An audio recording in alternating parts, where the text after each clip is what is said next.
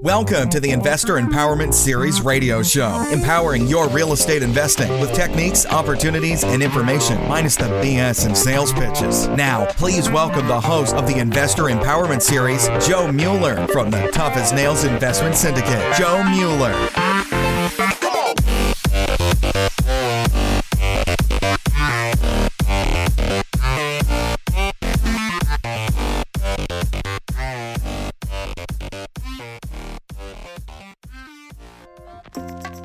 Hey investors, I wanted to give a quick insider opportunity to the listeners out there who are currently doing deals or just getting started and looking to create more financial efficiencies for their real estate business.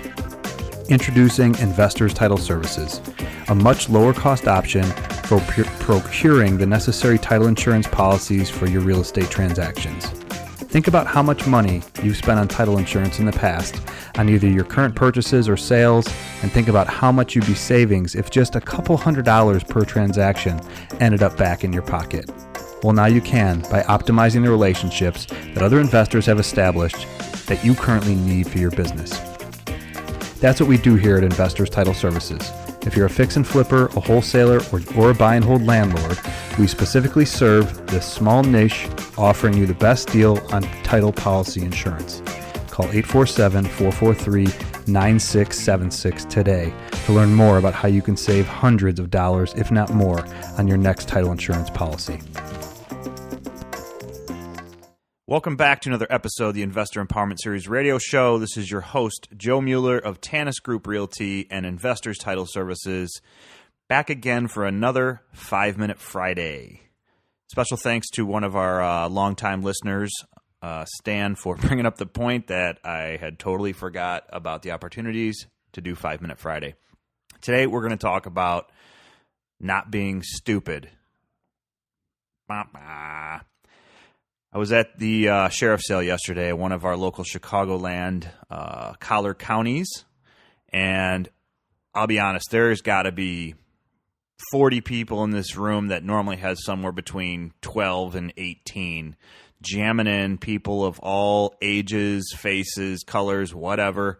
It's all good, but man, am I seeing some people overpaying for houses. You need to be careful out there, people. There's one thing that I can remember from the last time around when this market was booming, circa 2006, 2007, was that people were paying stupid prices for properties, and that's how they got screwed.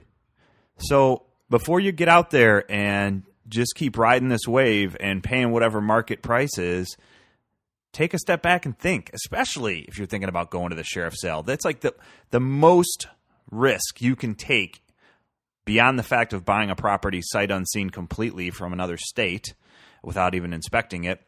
Sheriff sales are not for the newbie investor. Sometimes they're not even for the seasoned investor. You know, it's a situation where not only can you buy a house you can't get into, sometimes the occupant, a lot of times the mortgagers that were living in the house are still there.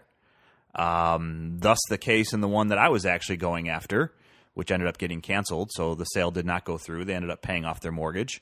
But honestly, do you really want to be in a situation where you're going to walk into a house that could be completely stripped and gutted when you paid almost market value? ? I'd like to add one more thing. I mean, while we were there was actually a guy that was bidding, a couple guys were bidding on a property, and the bid amount was pretty low when it started. It was somewhere like at $60K. On the surface, sounds like a great deal in most situations. I knew the area. I knew the street. I had done some deals over there in the past in that particular subdivision and street, 2 or 3 over the last couple of years.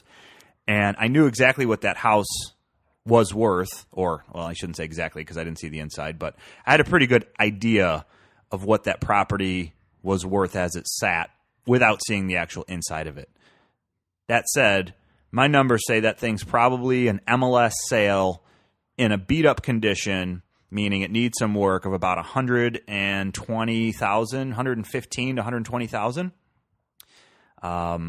And then the ARV after repair, let's say you had to dump some money into it. The ARV is probably 175-ish, give or take, $5-10 grand or so. Yeah, this property sold to one of the investors at the sheriff's sale for $123,000.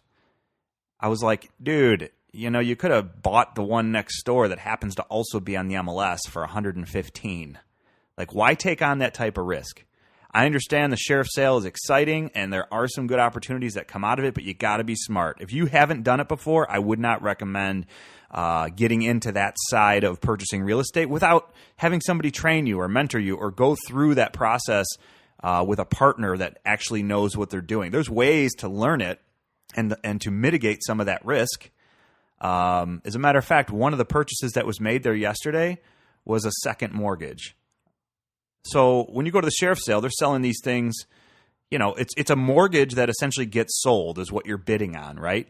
If it's a first mortgage, meaning the primary mortgage on the house, and it's all based on the date that the mortgage was taken out, not the amount, but the date that the mortgage was taken out. So the first mortgage is the quote unquote first mortgage that the buyer or the owner of that property has taken out.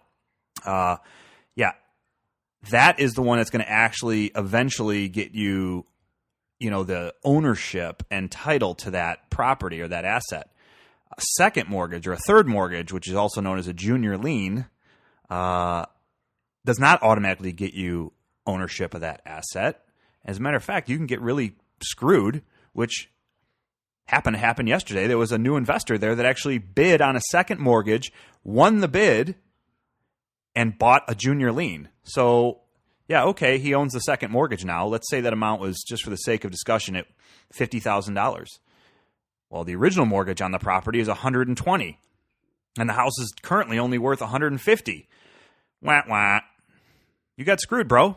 That sucks. That is a high-risk game, something you need to learn more about before considering even taking on that type of a risk. And there is many more opportunities out there that you can utilize to find properties, even when this market is heating up or is hot. Seller's market, clearly. I mean, things are flying off the shelves. Rumor on the street is there's 3 buyers for every 1 house for sale, which is awesome if you're a seller. As an investor, as a buyer, it means you got to hunker down, man. You got to look even harder to find what you want. But maybe not, sheriff's sale is an option for you. Not something I would recommend to someone who doesn't have any experience in it. That's all I got today for 5 Minute Friday. Thanks for tuning in. Please give me some ratings on iTunes, Stitcher, iCloud, Amazon, iHeartRadio, whatever all these things are that we're posting to YouTube. I appreciate it. This is Joe Mueller signing off, Tanis Group. Talk to you soon. See you next week. Bye.